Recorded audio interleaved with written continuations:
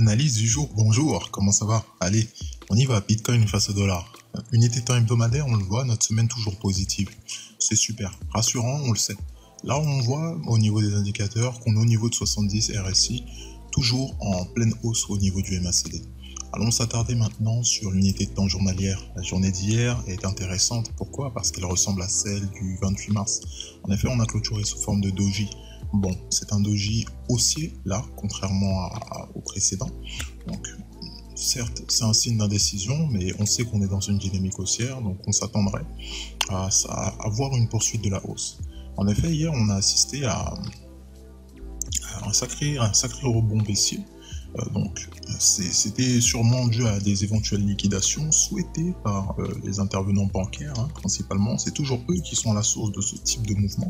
Et ça effraie les débutants, ça ne doit pas.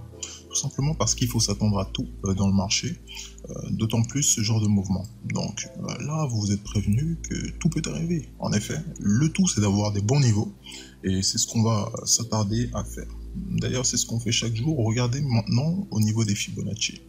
Donc les Fibonacci qu'on a placés, comme d'habitude, on s'attarde sur les derniers crus qui ont été effectués, et on voit qu'on a bel et bien cassé notre base des Fibonacci. Donc là, le but, on le sait, c'est d'arriver progressivement à casser les 60 000 de manière franche. Si on les casse de manière franche, on va y aller droit au but, à savoir les 62 000. Les 62 000 qui correspondent d'ailleurs au dernier plus haut qui a été effectué.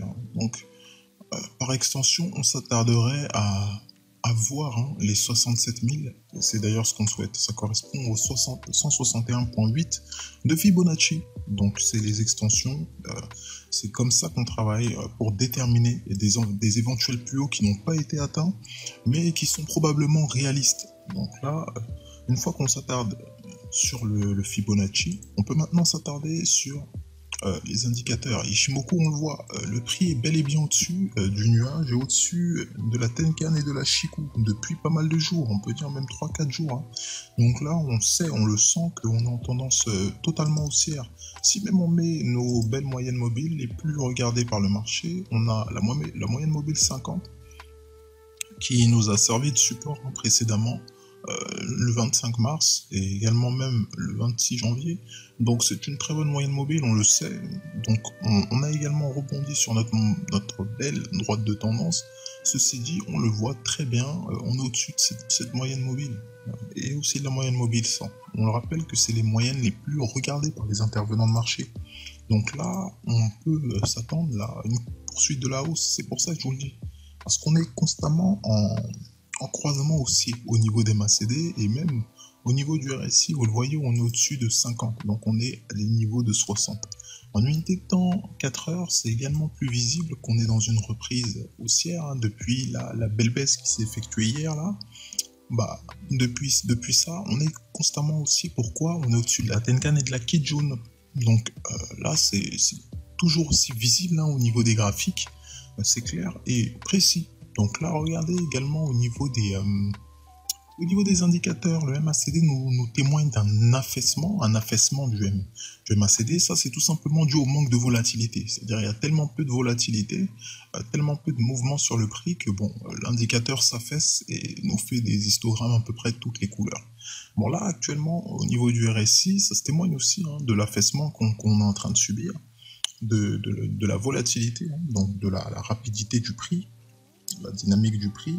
Et au niveau du RSI, on est au niveau de 50. Donc là, le but, ça serait, vous le savez, qu'on monte un peu plus, qu'on atteigne des niveaux un peu plus haussiers, 60, 70, ça serait pas trop mal.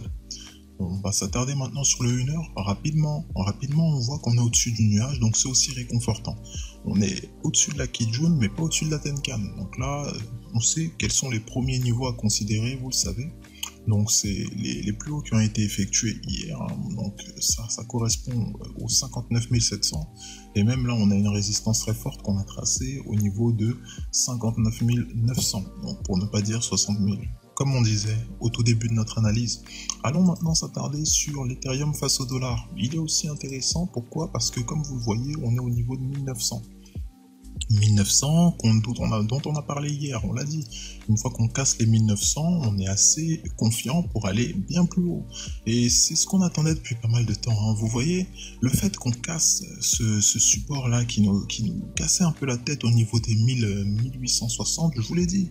On l'a dit hein, précédemment, qu'une fois que ce niveau allait être cassé, et bah, ça allait être une ligne droite, hein, une ligne droite vers les 1900, et c'est bel et bien ce qui s'est passé. Pour dire même, on est allé jusqu'au 1940, 1940 pour ne pas dire 1950, c'est un niveau psychologique fort aussi. Et actuellement, là, on est en train de faire un rebond vers celui-ci. On a un très beau double top là qui est en train de s'effectuer en 1 heure. Bon, à voir hein, si ça va être un setup de rupture ou bel et bien de continuation. Bon, là, comme vous le voyez, on est assez haussier. On a assisté à une hausse bel et bien puissante hein, durant la nuit des intervenants sur l'Ethereum face au dollar. C'est super rassurant, d'autant plus que les intervenants en avaient besoin. C'est ce qu'on attendait en fait. C'est ce qu'on attendait sur cet actif-là. Regardez en unité de temps 4 heures, c'est beaucoup plus marqué et c'est super parce qu'on a une très belle loi de dos qui se dessine. Pour rappel, on a tout simplement des sommets qui sont de plus en plus hauts et des creux qui sont de plus en plus hauts. Ça veut dire quoi? Ça veut tout simplement dire qu'on est dans une tendance haussière. Tout simplement. Et là, on le voit, c'est confirmé par les indicateurs et on assiste tout simplement, même au niveau du RSI, à une poursuite de cette hausse et même au niveau du MACD. Hein, donc, les deux indicateurs phares nous témoignent de la hausse qui se perpétue. Unité de temps qu'on augmente en fait en unité de temps journalière, et ben c'est la même chanson. La journée d'hier a été haussière sur l'Ethereum, d'accord? Elle a été haussière et c'est pas pour nous déplaire, d'accord? Le fait qu'on casse les 1834 est également bien visible ici. On est allé chercher, comme vous le voyez, le plus haut du 13 mars, d'accord? Et donc là, actuellement, c'est une résistance auquel on fait face. Donc il va falloir bel et bien considérer ce niveau-là. Le niveau, comme on a dit, des 1940-50, donc c'est une belle zone ici, une belle zone de résistance. Donc là actuellement c'est tout à fait normal qu'on rebondisse dessus. Les intervenants peut-être vont la casser dans la journée, c'est ce qu'on souhaite. En tout cas, voici ce que le prix nous donne en termes d'informations. Bon, c'est pas compliqué à voir, hein. La semaine est bel et bien haussière sur l'Ethereum et même sur le Bitcoin. Les niveaux sont assez clairs.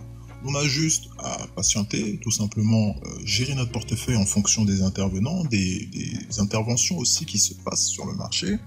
Prenez soin de vous, de votre capital. Surtout, n'oubliez pas, on se donne rendez-vous à la prochaine. Bye bye.